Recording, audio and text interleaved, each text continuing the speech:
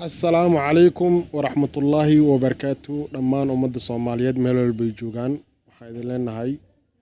وحاندكو سلامينا السلام عليكم ورحمة الله وبركاته مالمهان وحابره بلشده هستو تيك توك أني وما بدني ما استمعاله لكن فيسبوك يوتيوب وحا هستو كليبكي حما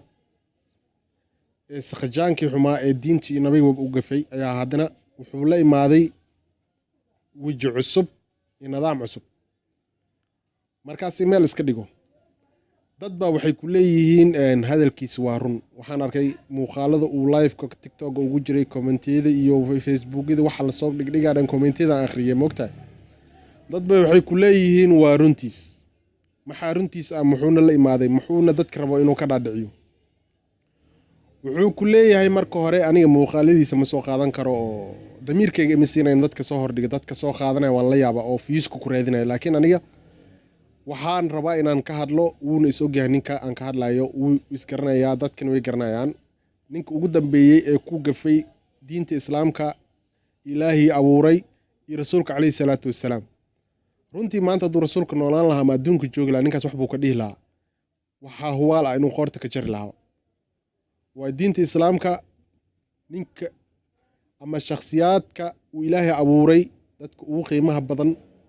in loo gafo xitaa lama ogola ninka madaxdaada ah inaad u gaftid ha noqdo nin xun ama ha noqdo nin fiican inaad u gaftid maahan ama aad aflagaadaysid dambi ayaa lagu qorayaa marka rasuulka kaleey salaatu wassalaam ee madaxda dunida soo martay madaxda ugu qiimaha badneed ee ilaahay doortay ka waran nin bini aadan doortay oo waliba laalush lagu doortay ayaa lagu diiday inaad u gaftid oo adiga aad aflagaadaysid oo aad u xadgudubtid oo adiga sharaftiisa cizigiisa aad wax ka sheegtid ayaa diinta ku ogoleen ninkii ilaahay doortay oo ummadoo dhan loo soo diray ka waran ninkii aflagaadayay marka waxaan arkay dad badan oo difaacaya dhahay wiilkan waa runtiisa mar waxay dhahayeen asiga wuxuu la imaaday marka koowaad inuu cabsanaa way u socon weysay culimo fara badan oo ka fal celiso oo runta u sheegtay ayuu arkay haddana wuxuu la imaaday xaaskeyga ayaa isixirtay waan sixranaa war qofka hadduu sixiran yahay inuu hadlo uu nabiga caayama lagu sixraa horta marka ugu horeysa midda aan la yaabo waxay tahay qof inaad caysid sixir noocaas ma jira horta dadka isoo wareysta isoo weydii qof inaad caysid oo weliba nabiga calayhi salaatu wasalaam diinta inaad u gaftid sixir noocaas ma jira saaxiriinta hala soo weydiiba ani ma aqaan qof sixroole meeluu joogo weydiin lahay ma jira sixir qof in la caayo qofka lagu sixraayo qofkaas caay lagu seef gareynaa baasurkaas 6 lambar oo qofkaas uu ku caaynayo lagu xiraay ma jira horta marka uu horeyso in la soo weydiiyo ayaan rabaa midda labaad qofta xuna dameerku dameeray ogta bini aadanada amanayo yaan ku gafina abuuris ilaahay waa laakiin fool xumadeeda iyo dhaqan xumadeeda way isla socdaan waxaana saas u dhahayaa war ninkan adiga ku gafayo ku dhahayo waa isixirtay ku dhahayo horta adiga asiga isku matoor ma tihiin markaan runta ka hadlo isku matoor ma idin saarnaba ninkaas asiga ragnimo uu kugu qanciyo ma leeyahay horta marka ugu horeyso oo awood uu adigoo kale matoorkaas oo kale meel ku saari kara ma leeyahay yaan leeyahay ninkaas uu gafayo waa run ninkaas iyo gabadhaas horta marka ugu horeyso nin meel saari karo oo naaganimo ragnimo meel ku saaro oo meel saari kara ma yahay horta marka ugu horeyso midda labaad waxay isugu dhadhajinaysaa waxay tahay magac bay ku samaysanaysaa fiyuus bay ku raadsataa kan yar way iska wadwadataa xaqiiqada marka laga hadlayo asigoo dhan boorso kale u wadwadataa waa nin adig wax qabsan karo noloshiisa meel ka soo saari karo ma aha ninkaas mana u muuqdaba dadka dhan way og yihiin qoftaas in lacagteeda ku haysato wuu iibsan yahay wuu iibsan yahay wiilkaas yar gabadhaas wuu iibsan yahay lacagteeda kula joogaa ee qabiil kulama joogo qurux kulama joogo lacagteeda kula joogaa haddaysan lacag haysan leh maanta inuu lugaha u tirtiro oo wajigana u tirtay 100 jeer arka muuqaal wajiga ugu tirtiraya aan arka aniga waxaas waa lacag war lacag hadaa leedahay dameer hadaa u egtahay qiimad laanaysa taas waa la shaki marka aan soo laabto arinta aan rabo inaan ka hadlo marka uu dhahay waa lay sixiray dadku ku taageerayo oo dhahay ninkaas waa runtiis war ilaahay ka baqda ninkan dil ayuu ku xukumay diinta xageeda hala dilo haddaan la dilaynin yaan la taageerin marka walaalayaal Soomaaliyeed ninkaas horta magac iyo maqaamka oo Soomaalinimada uu ku ciyaaray maqaamka beesh uu ka dhashay oo la sheeganayaan la soo qaadin ninkaas beel male oo maqaam oo Soomaaliyeed ma lahan waa nin dulli ah oo Ilaahay u gafay oo Ilaahay iyo diintiisa iyo nabiga calayhi salaatu wasalaam buu u gafay marka cid iyo reer yaan dusha laga saarin ninkaas hooyadii aabihii dhalay maanta waxaan aniga ogahay haddii damiir islaamnimo ku jiro way ka xun yihiin hadalka uu ka hadlay way ka xun yihiin waxayna diyaar u yihiin in la mariyo diinta islaamka wax ay qabto in la mariyo diyaar u yihiin aniga taas ayaan ogahay haddii damiir muslimnimo islaamnimo ee damiir ku jiro jaceelka xabiibkeena Muhammad calayhi salaatu wasalaam uu ku jiro waxaan ogahay in ay ogol yihiin in la toogto ninkan oo nolosha lagu silciyo waliba dilkiisa dilka ugu fooshaxan laga dhigo marka waxaan idin leeyahay walaalayaal qofka aad taageeraysaan markuu horeyso ficilku uu ku sugan yahay hubiya waxaad arkaysaa ninkii wanaag u sheegayana hoos bay u dhigayaan xitaa qof isku mashquulinaya ma jirto ninkan muxuu ka hadlayaa laakiin ninkii Ilaahay u gafo ninkii rasuulku u gafo ninkii diinta caayo waxaad arkaysaa wuxuu helayaa daawashada ugu badan wuxuu helayaa sheerta ugu badan war waxaan garan waayay shaydaamadan aadka u caanbaxay ee aadka u taageersan dadka xumaanta taageeraya ee bini'aadanka shaydaanku waa laba nooc midna waa bini'aadanku dhaxgalaa oo ku shaqeystaa midna